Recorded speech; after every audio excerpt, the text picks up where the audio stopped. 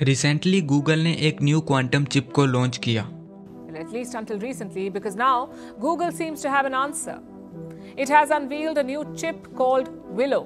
Now, Willow is not like any other chip we know. It's a quantum chip. जिसका Google ये दावा कर रहा है कि जिस काम को करने में सुपर कंप्यूटर्स को कई साल लग सकते हैं, विलो चिप उसे कुछ ही मिनट्स में कर सकती है। Milestone computing in just 5 minutes time that would take a classic supercomputer longer than the history of the universe. How do they know? कैसे क्वांटम कंप्यूटर क्लासिकल कंप्यूटर से इतने फास्ट होते हैं, इसे हम आज डिस्कस करेंगे। और गूगल के विलो चिप ने क्या क्या अचीव किया है, इसे हम आगे डिस्कस करेंगे।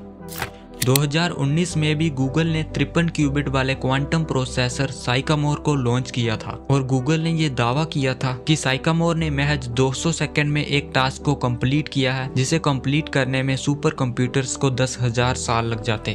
और अब 9 दिसंबर 2024 को गूगल ने एक न्यू क्वांटम चिप विलो को लॉन्च किया है, जिसमें 105 क्यूबिट्स लगी हैं। क्लासिकल कंप्यूटर्स और क्वांटम कंप्यूटर्स में सबसे बड़ा डिफरेंस है बिट्स और क्यूबिट्स का।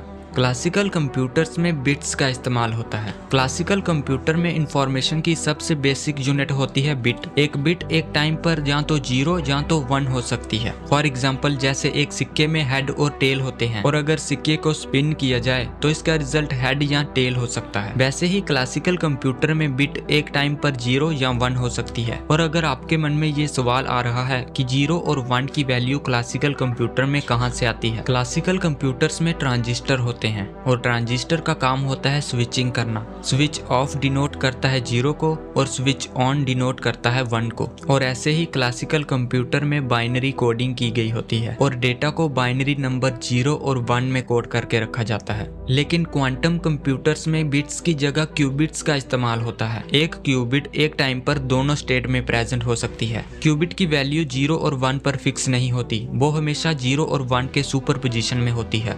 फॉर एग्जाम्पल, एक घूमता हुआ सिक्का ना तो हेड होता है और ना ही टेल, वो हमेशा सुपर पोजीशन में होता है। बट क्यूबिट्स में एक प्रॉब्लम होती है।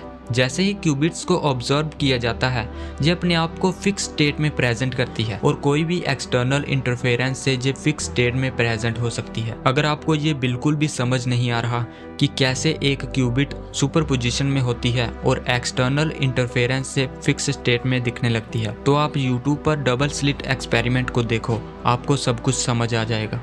क्यूबिट्स में कोई भी एक्सटर्नल इंटरफेरेंस ना हो, इसके लिए क्वांटम प्रोसेसर को एब्सोल्यूट 0 टेम्परेचर तक मेंटेन करके रखा जाता है। एब्सोल्यूट 0 मतलब यूनिवर्स में जो सबसे कम टेम्परेचर एग्जिस्ट करता है। क्यूबिट्स की खास बात यह है कि इन्हें इंक्रीज करने से number of possibilities exponentially increase होती है। अगर 2 क्यूबिट्स एक साथ सुपर पोजीशन में हो तो उससे 4 स्टेट पॉसिबल हो सकती है, 3 क्यूबिट्स के 8 स्टेट पॉसिबल हो सकती है और 5 क्यूबिट्स की 32। एक 53 क्यूबिट वाला क्वांटम प्रोसेसर 1 लाख ट्रिलियन यानी 1 के आगे 16 जीरोस के स्टेट के सुपर पोजीशन में हो सकता है।